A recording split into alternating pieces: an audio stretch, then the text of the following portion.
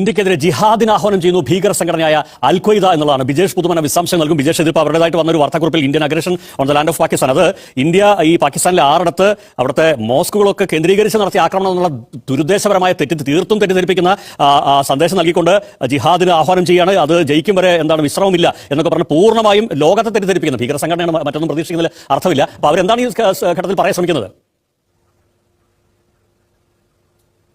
ദാസ, തീർച്ചയായിട്ടും അതായത് ഒരു അങ്ങേയറ്റം വർഗീയ പരാമർശങ്ങളാണ് ഈ അൽ ഖ്വയ്ദയുടെ റിലീസിനകത്ത് അടിമുടിയുള്ളത്. അതായത് ഇത് ഇന്ത്യ പാകിസ്ഥാനിലെ ഭീകര കേന്ദ്രങ്ങൾ ആക്രമിച്ചു എന്ന വസ്തുത മറച്ചു വെച്ചുകൊണ്ട് അതിന് പകരം അവർ വ്യാഖ്യാനിക്കുന്നത് ഹിന്ദുത്വ ശക്തികൾ മുസ്ലിങ്ങളെ ആക്രമിച്ചു എന്നാണ് പറയുന്നത്. അതുകൊണ്ട് തന്നെ ലോകത്തെ മുഴുവൻ മുസ്ലിങ്ങളും ഇന്ത്യക്കെതിരെ യുദ്ധം ചെയ്യാൻ ഒരുമിക്കണം എന്നാണ് ഈ റിലീസിൽ ഇപ്പോൾ അൽ ഖ്വയ്ദ പറഞ്ഞിരിക്കുന്നത്. അതായത് ഇത് ഒരു കറുത്ത അധ്യായമാണ്.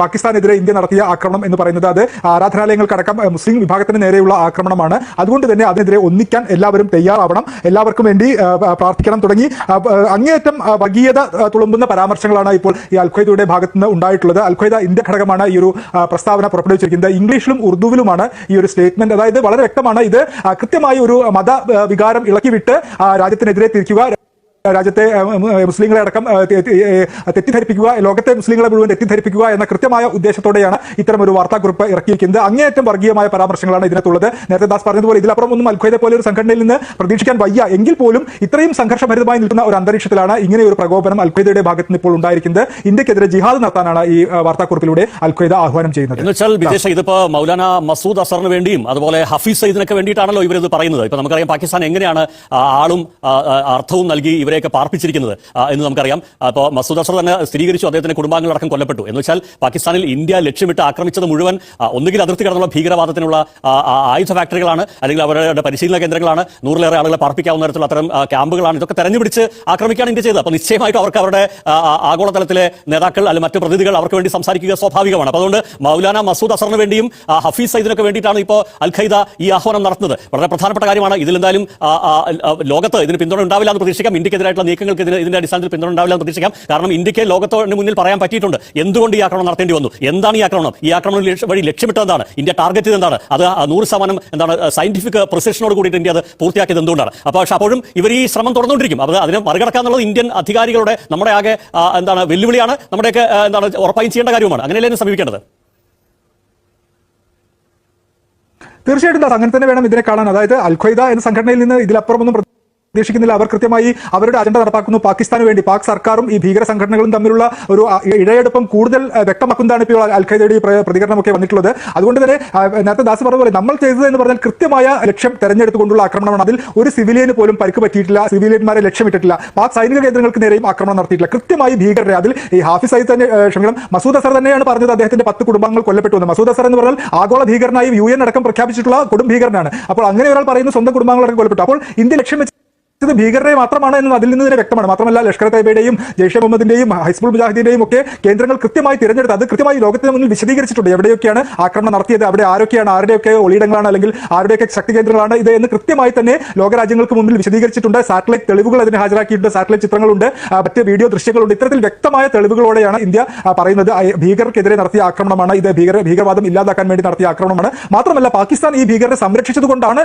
ഇന്ത്യക്ക് ഇത്തരം ഒരു ആക്രമണം നടത്തേണ്ടി വന്നത് എന്ന് കൂടിയാണ് ഇന്ത്യ വ്യക്തമാക്കുന്നത്. അപ്പോഴാണ് ഈ അൽ ഖ്വയ്ദ പോലെയുള്ള ആഗോള ഭീകര സംഘടന ഇത്തരത്തിൽ ഇന്ത്യക്കെതിരെ പോരാടാൻ ആഹ്വാനം ചെയ്യുന്നത്. അപ്പോൾ പാകിസ്ഥാൻ ഭരണകൂടത്തിന്റെ, പാകിസ്ഥാൻ സൈന്യത്തിന്റെ, ലോക ഭീകര സംഘടനകളുടെ എല്ലാം വാക്യങ്ങൾ ഒന്നാണ്, വാചകങ്ങൾ ഒന്നാണ്, അവരുടെ ലക്ഷ്യങ്ങളും ഒന്നാണ് എന്ന് വ്യക്തമാകുന്നു. ഇതിലൂടെ ശരിക്കും പറഞ്ഞാൽ പാകിസ്ഥാൻ തുറന്നു കാട്ടപ്പെടുകയാണ്. അവർക്ക് വേണ്ടിയാണ് അൽ ഖ്വയ്ദ സംസാരിക്കുന്നത്, അല്ലെങ്കിൽ അൽ ഖ്വയ്ദയുടെ ഭാഷയിൽ പാകിസ്ഥാൻ സംസാരിക്കുന്നു, പാകിസ്ഥാന്റെ ഭാഷയിൽ അൽ ഖ്വയ്ദ സംസാരിക്കുന്നു. അതുകൊണ്ട് തന്നെ ഇതിനൊരിക്കലും ലോകരാജ്യങ്ങൾ, ലോകത്തെ ഒരു മുസ്ലിമും ഇതിനോട് പിന്തുണയ്ക്കില്ല, അല്ലെങ്കിൽ ഇത്തരം ഈ തെറ്റായ ആഹ്വാനങ്ങളൊന്നും ഒരിക്കലും ഒരാളും ഏറ്റെടുക്കില്ല എന്ന് തന്നെ വ്യക്തമാണ്. എങ്കിൽ പോലും ഇവർ ഈ പാകിസ്ഥാന് വേണ്ടി സംസാരിക്കുന്നു. ഭീകരവാദത്തിന് അവർക്കുള്ള ഏറ്റവും സേഫ് ഹെവനാണ് പാകിസ്ഥാൻ. അത് നിലനിർത്താൻ വേണ്ടി അവർ ഈ ഇത്തരത്തിൽ പരാമർശങ്ങൾ നടത്തുന്നു എന്ന് തന്നെ വേണം ഇതിനെ വിലയിരുത്താൻ. തീർച്ചയായിട്ടും വിജേഷ്, ഈ പശ്ചാത്തലത്തിലാണ് യഥാർത്ഥത്തിൽ ഇപ്പോൾ ഏറ്റവും ഒടുവിൽ ജിതിനോട് അപ്ഡേറ്റ് ചെയ്യുന്ന പഞ്ചാബിലെ ഫിറോസ്പൂർ ജില്ലയിലെ അതിർത്തി ഗ്രാമങ്ങളിലെ ജനങ്ങളെ സുരക്ഷിത സ്ഥലങ്ങളിലേക്ക് മാറ്റുന്നു. എന്ന് വെച്ചാൽ ഇത്തരം കരുതൽ നീക്കങ്ങൾ നമ്മൾ ദിവസങ്ങളായി നടത്തുന്നതാണ്. നിശ്ചയമായി നമുക്കൊരു ലക്ഷ്യമുണ്ടല്ലോ ആ സമയത്ത്. അപ്പോൾ അതിനുശേഷം വരുന്ന ഈ പ്രതികരണങ്ങളും ഉറപ്പായും കണക്കെടുക്കും. അല്ലാതെ അത്തരം ഒരു ആലോചന ഇല്ലാതെ ഒരു കാര്യവും ഇന്ത്യൻ സൈന്യം ചെയ്യില്ല. ഇത്ര 100% കൃത്യതയോടെ ഒരു ഓപ്പറേഷൻ ചെയ്യില്ല എന്നുള്ള കാര്യം സംശയമില്ല. അപ്പോൾ അതിന്റെ പിന്നാലെ ഈ ഭീകരർക്ക് വേണ്ടി സംസാരിക്കാൻ ലോകത്തിന് ഏതെങ്കിലും കോണിൽ നിന്ന് ഭീകര സംഘടനകൾ ഉണ്ടാവുന്നുള്ളത്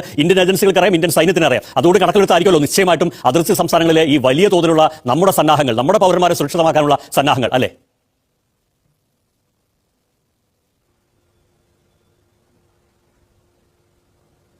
ബിജേഷ് ആണ് ഈ വിവരങ്ങൾ, പ്രധാനപ്പെട്ട വിവരങ്ങൾ നൽകിക്കൊണ്ടിരിക്കുന്നത്. ഡൽഹിയിൽ നിന്ന് ജിഹാദിനുള്ള ആഹ്വാനമാണ് ഈ ഘട്ടത്തിൽ അൽ ഖൈദ നൽകുന്നത്.